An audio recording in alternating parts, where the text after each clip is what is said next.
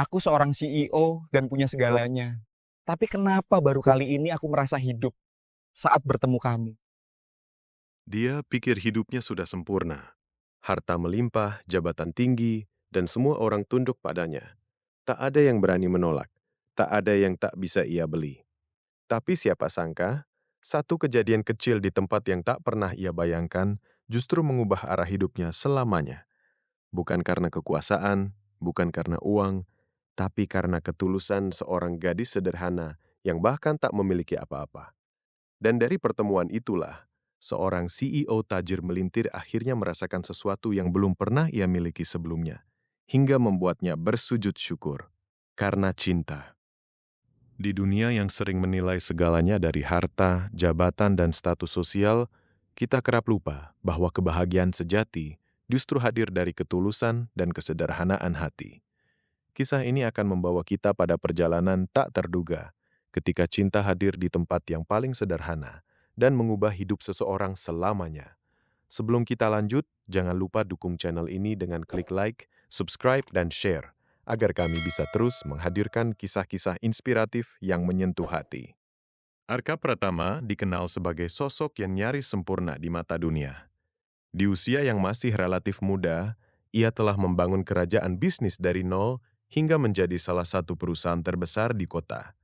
Gedung-gedung tinggi dengan namanya terpampang megah, mobil-mobil mewah berjajar di garasinya, dan setiap keputusan yang ia buat mampu menggerakkan banyak orang. Bagi sebagian orang, hidup Arka adalah definisi dari kesuksesan yang sesungguhnya. Setiap pagi, Arka memulai harinya dengan jadwal yang padat. Rapat demi rapat, pertemuan dengan klien besar, hingga keputusan-keputusan penting yang harus diambil dalam hitungan detik. Ia terbiasa hidup dalam tekanan, bahkan menganggapnya sebagai bagian dari dirinya. Tak ada ruang untuk kesalahan, tak ada waktu untuk beristirahat terlalu lama. Semua harus berjalan sempurna, seperti standar yang ia tetapkan untuk hidupnya. Namun di balik semua gemerlap itu, ada sisi lain yang tak pernah terlihat oleh orang-orang di sekitarnya. Saat malam tiba, dan semua kesibukan berhenti, Arka sering duduk sendiri di ruang kerjanya yang luas, ditemani cahaya redup lampu kota dari balik jendela besar. Di momen-momen sunyi itulah, ia merasakan kekosongan yang sulit dijelaskan. Tidak ada suara tawa yang tulus, tidak ada kehangatan yang benar-benar ia rasakan, semua terasa hampa. Orang-orang di sekelilingnya memang selalu ada, rekan bisnis, karyawan, bahkan teman-teman yang terlihat setia. Tapi Arka tahu, sebagian besar dari mereka mendekat bukan karena siapa dirinya, melainkan karena apa yang ia miliki. Senyuman yang ia terima sering terasa dibuat-buat, dan perhatian yang ia dapatkan terasa bersyarat. Ia dihormati, bahkan ditakuti, tapi jarang sekali benar-benar dicintai. Kehidupan pribadinya pun tak jauh berbeda. Beberapa kali ia mencoba menjalin hubungan, namun semuanya berakhir dengan cara yang sama. Entah karena perbedaan dunia, atau karena ia sendiri yang terlalu sibuk untuk benar-benar hadir sebagai pasangan. Lambat laun, Arka mulai percaya bahwa mungkin cinta bukanlah sesuatu yang ditakdirkan untuknya. Ia menutup hatinya rapat-rapat, fokus hanya pada satu hal, kesuksesan. Baginya, selama ia bisa terus mencapai puncak, maka semuanya akan terasa cukup. Namun, tanpa ia sadari, ada bagian dalam dirinya yang perlahan mengering, menunggu sesuatu yang tak pernah ia beri kesempatan untuk datang. Hingga suatu hari, tanpa rencana dan tanpa persiapan, hidup Arka mulai berubah. Sebuah kejadian kecil di tempat yang jauh dari dunia gemerlapnya akan mempertemukannya dengan sesuatu yang selama ini ia cari, tanpa pernah ia sadari. Hari itu seharusnya berjalan seperti biasa bagi Arka. Rapat penting di luar kota, pertemuan dengan investor besar, dan keputusan strategis yang akan menentukan arah perusahaannya ke depan. Ia berangkat pagi-pagi sekali dengan mobil mewahnya, ditemani supir dan asistennya. Semua sudah terjadwal rapi, tanpa celah sedikit pun untuk kesalahan. Namun, di tengah perjalanan, sesuatu yang tak pernah ia bayangkan terjadi. Mobil yang ia tumpangi tiba-tiba tersendat, lalu perlahan berhenti di sebuah jalan kecil yang jauh dari keramaian kota. Sinyal ponsel melemah, bengkel terdekat tidak terlihat, dan waktu terus berjalan. Arka yang biasanya tenang dalam tekanan bisnis, kali ini mulai merasa kesal. Baginya keterlambatan adalah hal yang tak bisa ditoleransi. Bagaimana ini bisa terjadi? Gumamnya pelan, menahan emosi. Sang supir mencoba memeriksa mesin, namun kerusakannya tidak sederhana. Mereka benar-benar terjebak. Di kanan kiri jalan, hanya terlihat hamparan sawah luas dan beberapa rumah sederhana yang berjajar tidak terlalu jauh. Suasana begitu sunyi, jauh berbeda dari hiruk-pikuk kota yang biasa Arka hadapi setiap hari. Dengan langkah berat dan sedikit rasa enggan, Arka akhirnya turun dari mobil. Ia berjalan menyusuri jalan kecil itu, mencoba mencari bantuan. Sepatunya yang mahal kini harus menyentuh tanah berdebu, sesuatu yang mungkin belum pernah ia alami selama bertahun-tahun.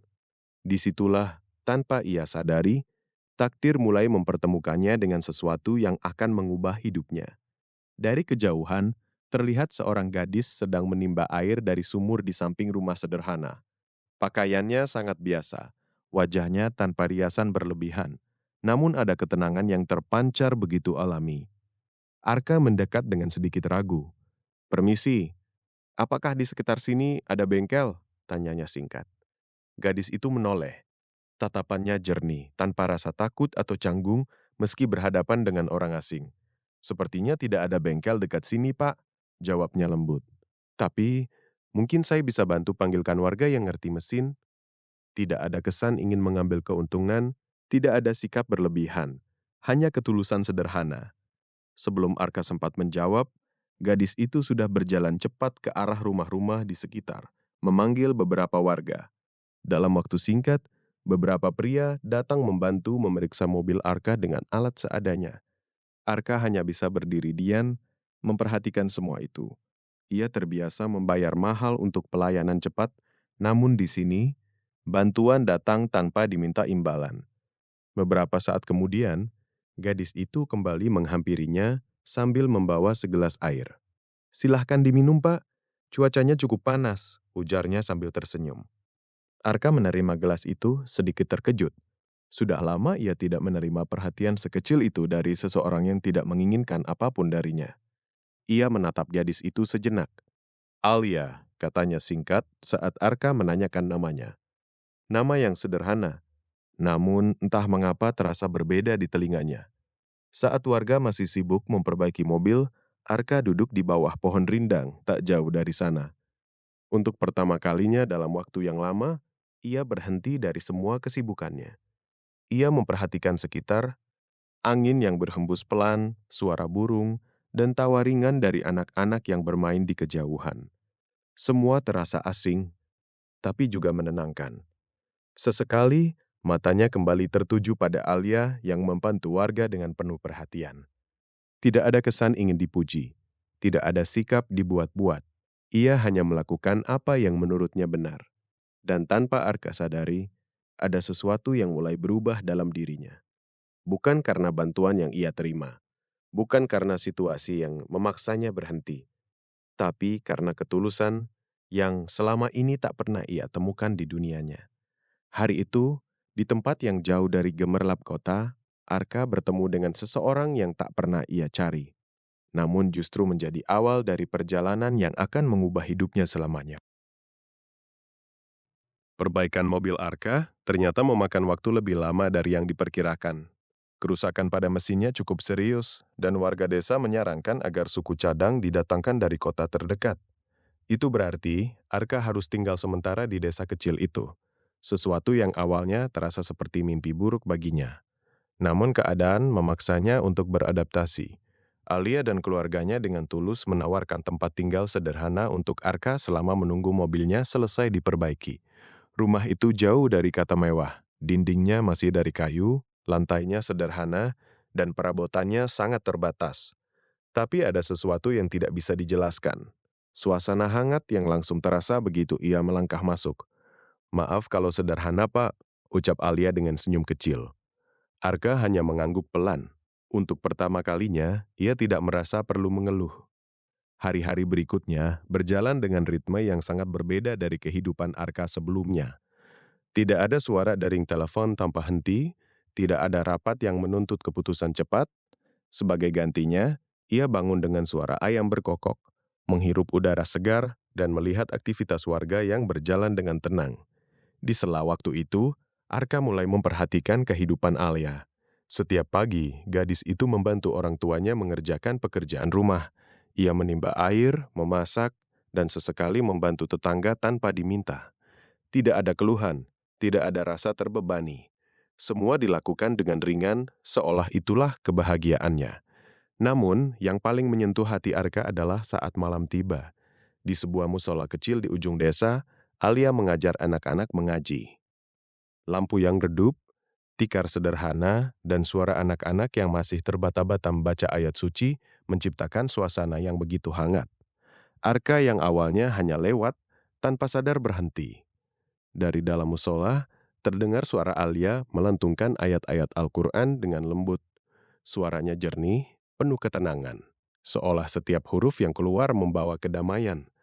Arka berdiri diam di luar, mendengarkan. Ada sesuatu yang terasa asing di dadanya, perasaan yang tidak pernah ia rasakan selama bertahun-tahun. Bukan tekanan, bukan ambisi, tapi ketenangan yang perlahan meresap.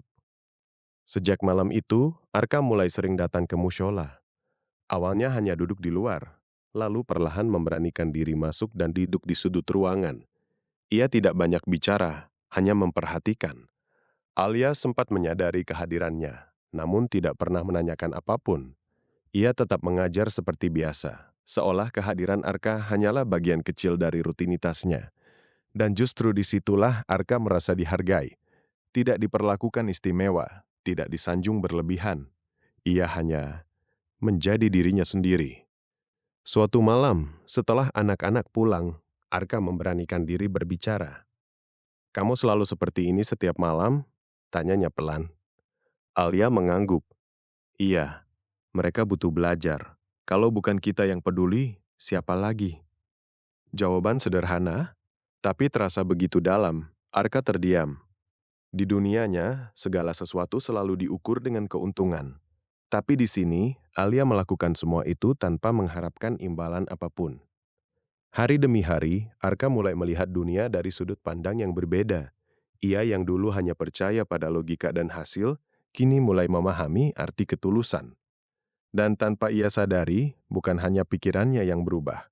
Hatinya pun perlahan mulai terisi oleh seseorang yang sebelumnya tak pernah ia bayangkan. Alia, gadis sederhana yang hidup tanpa kemewahan, justru memiliki sesuatu yang tidak dimiliki Arka selama ini. Kedamaian, ketulusan, dan hati yang penuh makna. Dan untuk pertama kalinya, Arka mulai bertanya pada dirinya sendiri, mungkinkah kebahagiaan itu sesederhana ini? Hari-hari yang awalnya terasa asing, kini perlahan berubah menjadi sesuatu yang justru dinanti oleh Arka. Desa kecil itu, yang dulu ia anggap membosankan dan jauh dari segala kenyamanan, kini menghadirkan ketenangan yang tidak pernah ia temukan di tengah gemerlap Letosi. Arka mulai menjalani rutinitas yang tak pernah jauh ia bayangkan sebelumnya. Ia bangun lebih pagi, duduk di teras rumah Alia sambil menikmati secangkir teh hangat, memandangi kabut tipis yang menyelimuti sawah. Tidak ada suara klakson, tidak ada dering telepon yang memaksa. Hanya suara alam yang sederhana, namun menenangkan. Perubahan itu tidak hanya terlihat dari kebiasaannya, tapi juga dari sikapnya. Arka yang dulu selalu terburu-buru, kini mulai melambat. Ia yang biasanya dingin dan penuh perhitungan, kini lebih banyak diam dan memperhatikan. Bahkan beberapa kali, ia membantu warga melakukan pekerjaan ringan, sesuatu yang dulu mungkin tak pernah ia lakukan. Namun perubahan terbesar terjadi di dalam hatinya. Setiap kali bersama Alia, ada perasaan hangat yang sulit dijelaskan. Bukan sekadar kagum, tapi lebih dalam dari itu. Ia mulai merindukan percakapan sederhana mereka, senyum tulus Alia, dan cara gadis itu melihat dunia dengan begitu jernih. Suatu sore, mereka duduk di bawah pohon besar di tepi sawah. Angin berhembus pelan, membawa aroma tanah yang basah. Untuk beberapa saat, mereka hanya diam. "Alia," panggil Arka akhirnya. Iya, jawabnya sambil menoleh. Kamu tidak pernah ingin pergi dari sini, ke kota mungkin, hidup yang lebih mudah? Alia tersenyum kecil, menatap hamparan sawah di depannya. Setiap orang punya tempatnya masing-masing, Pak Arka. Bagi saya, disinilah saya merasa cukup. Tidak semua kebahagiaan harus dicari di tempat yang jauh. Jawaban itu membuat Arka terdiam. Selama ini, ia selalu percaya bahwa kebahagiaan ada di puncak, di pencapaian, di kekuasaan, di segala hal yang bisa ia raih. Tapi di hadapannya sekarang, ada seseorang yang merasa cukup tanpa semua itu, dan justru terlihat lebih bahagia. Sejak percakapan itu, perasaan Arka semakin dalam. Ia mulai menyadari bahwa apa yang ia rasakan bukan sekadar kekaguman, ia jatuh cinta. Namun, di balik perasaan itu, muncul keraguan yang perlahan mengusiknya. Ia sadar, dunia mereka sangat berbeda. Arka adalah seorang CEO dengan kehidupan penuh tekanan, kemewahan, dan tanggung jawab besar. Sementara Alia adalah gadis desa yang hidup sederhana, dekat dengan keluarga, dan memiliki nilai hidup yang sangat berbeda. Apakah aku bisa membawanya ke duniaku tanpa mengubah siapa dirinya? Pikir Arka dalam diam. Di sisi lain, Alia pun mulai merasakan perubahan. Ia menyadari kehadiran Arka bukan lagi sekadar tamu. Ada perhatian yang lebih. Cara Arka memandangnya yang berbeda, dan sikapnya yang semakin hangat. Namun Alia memilih untuk menjaga jarak. Ia tahu batasnya. Baginya, Arka tetaplah seseorang dari dunia yang jauh di atasnya.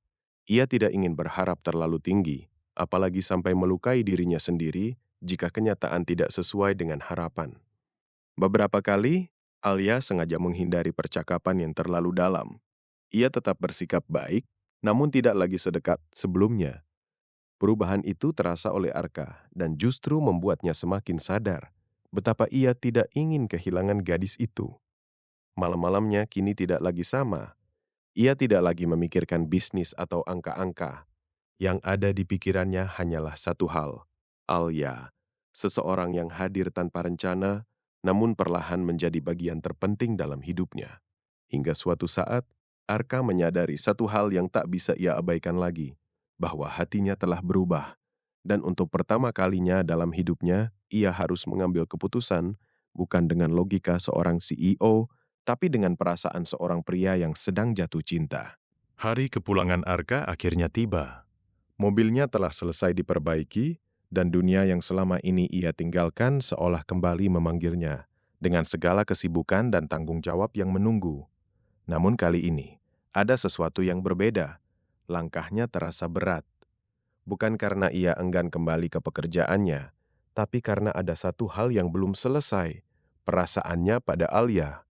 Sejak beberapa hari terakhir, Arka mencoba mencari waktu yang tepat untuk berbicara.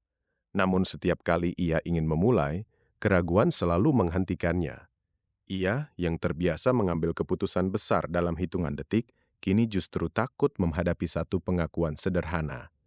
Sore itu, di tempat yang sama seperti sebelumnya, di bawah pohon besar di tepi sawah, Arka akhirnya memberanikan diri. "Alia, aku harus kembali besok," ucapnya pelan. Alia mengangguk, berusaha tersenyum. "Iya, Pak. Pasti banyak yang menunggu di sana?" Ada jeda yang cukup lama, angin sore berhembus pelan, namun suasana terasa begitu berat. "Alia," lanjut Arka, suaranya sedikit bergetar. "Selama aku di sini, banyak hal yang berubah." Alia terdiam, menunggu. "Aku menemukan sesuatu yang selama ini tidak pernah aku punya, ketenangan, dan seseorang yang membuat semuanya terasa berbeda." Tatapan mereka bertemu. "Aku mencintaimu, Alia." Waktu seolah berhenti, Alia tidak langsung menjawab. Matanya mulai berkaca-kaca, namun ia berusaha menahan emosinya. "Pak Arka," ucapnya lirih. "Tidak perlu panggil aku seperti itu," potong Arka pelan. "Aku hanya ingin jadi seseorang yang berarti untukmu." Namun Alia menggeleng perlahan. "Itulah masalahnya," katanya. Suaranya bergetar. "Dunia kita berbeda, sangat berbeda." Arka mencoba mendekat. Aku bisa menyesuaikan, tapi aku belum tentu bisa, potong Alia, kali ini dengan air mata yang mulai jatuh. Keheningan kembali menyelimuti mereka. Aku bukan bagian dari duniamu, lanjut Alia. Aku tidak terbiasa dengan kehidupanmu. Aku takut.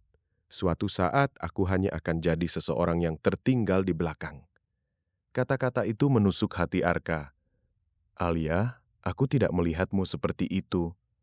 Tapi dunia melihat Pak Arka, jawabnya lembut. Dan aku tidak ingin mencintai seseorang, lalu kehilangan diriku sendiri. Air mata Alia kini tak terbendung. Aku punya perasaan yang sama, akunya akhirnya. Tapi justru karena itu, aku memilih berhenti sebelum semuanya terlalu jauh. Pengakuan itu membuat dada Arka terasa sesak. Untuk pertama kalinya dalam hidupnya, ia merasakan bagaimana rasanya ditolak, bukan karena kekurangannya, tapi karena perbedaan yang tak bisa diabaikan. Ia terdiam lama. Tidak ada argumen bisnis, tidak ada solusi cepat.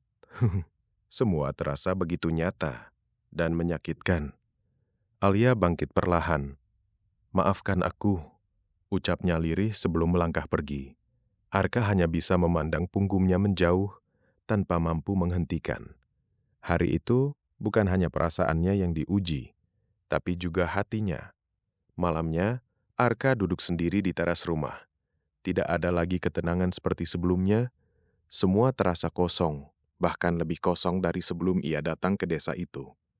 Namun di dalam kesedihan itu, ia mulai memahami satu hal, bahwa cinta bukan hanya tentang memiliki, tapi juga tentang memperjuangkan. Dan jika perbedaan adalah alasan yang memisahkan mereka, maka mungkin ia harus menjadi seseorang yang mampu menjembatani perbedaan itu. Esokan harinya, Arka kembali ke kota. Namun ia tidak kembali sebagai orang yang sama. Ia membawa luka, sekaligus tekad, bahwa kali ini ia tidak akan menyerah begitu saja. Karena untuk pertama kalinya dalam hidupnya, ada sesuatu yang benar-benar ingin ia perjuangkan. Bukan dengan kekuasaan, tapi dengan hati. Kehidupan Arka kembali bergulir seperti semula. Rapat, tekanan, keputusan besar, dan ritme cepat yang tak memberi ruang untuk berhenti. Namun ada satu hal yang tidak lagi sama. Hatinya. Di tengah kesibukan yang padat, pikirannya selalu kembali pada satu tempat. Desa kecil itu. Dan pada satu sosok yang tak pernah benar-benar pergi dari benaknya. Alia. Berbulan-bulan berlalu, tapi perasaan itu tidak memudar. Justru semakin kuat, semakin jelas, dan semakin tak bisa diabaikan. Arka mulai menyadari sesuatu. Selama ini, ia selalu berpikir bahwa ia harus membawa Alia masuk ke dunianya. Dunia yang penuh kemewahan, tekanan, dan tuntutan. Tapi ia lupa satu hal penting, bahwa Alia tidak pernah meminta semua itu. Yang Alia jaga bukan sekadar kesederhanaan hidup, tapi juga ketenangan hati dan nilai yang ia yakini. Dan disitulah Arka akhirnya mengiriti, bahwa jika ia benar-benar mencintai Alia, maka ia tidak boleh memaksanya berubah. Justru ia yang harus belajar memahami dan mendekat. Keputusan itu tidak mudah. Sebagai seorang CEO, hidup Arka sudah terbentuk dengan pola yang jelas. Tapi kali ini, ia memilih sesuatu yang berbeda.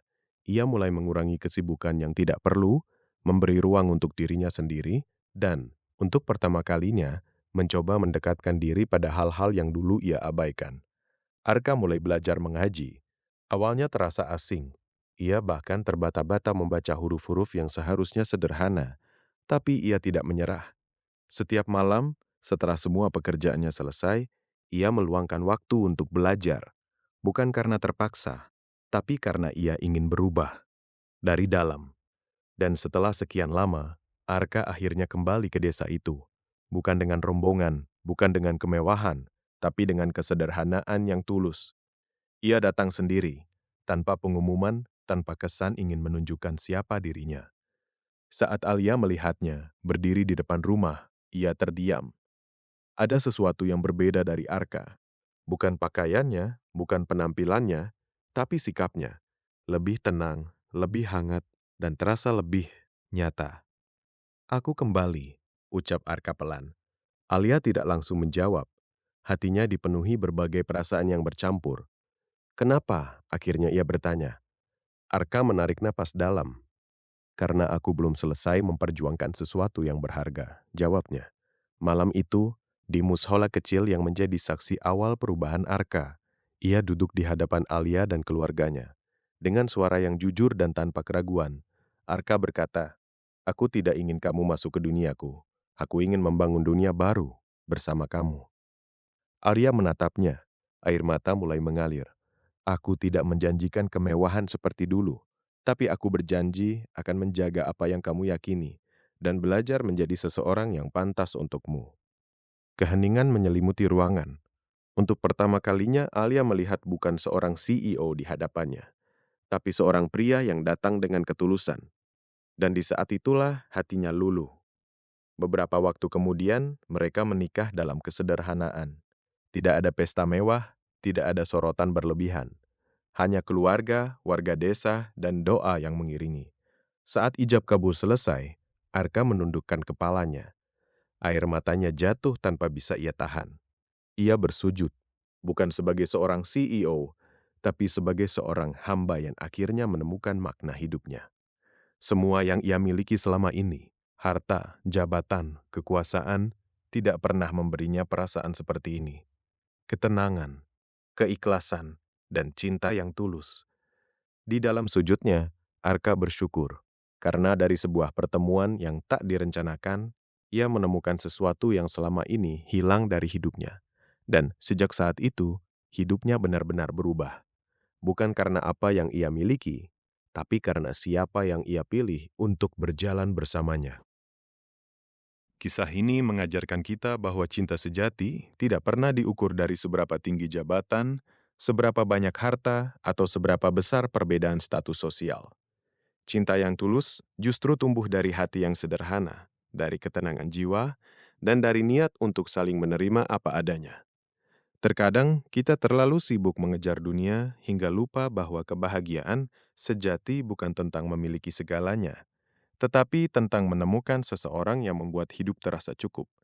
Seperti Arka, yang akhirnya menyadari bahwa kekayaan terbesar bukanlah apa yang ia miliki, melainkan siapa yang ia temukan dan perjuangkan. Semoga kisah ini bisa menjadi pengingat bahwa ketulusan akan selalu menemukan jalannya, dan cinta yang dilandasi keikhlasan akan membawa kita pada kebahagiaan yang sesungguhnya. Terima kasih sudah menyaksikan sampai akhir. Jangan lupa dukung channel ini dengan like, subscribe, dan share. Sampai jumpa di video berikutnya dengan kisah inspiratif lainnya.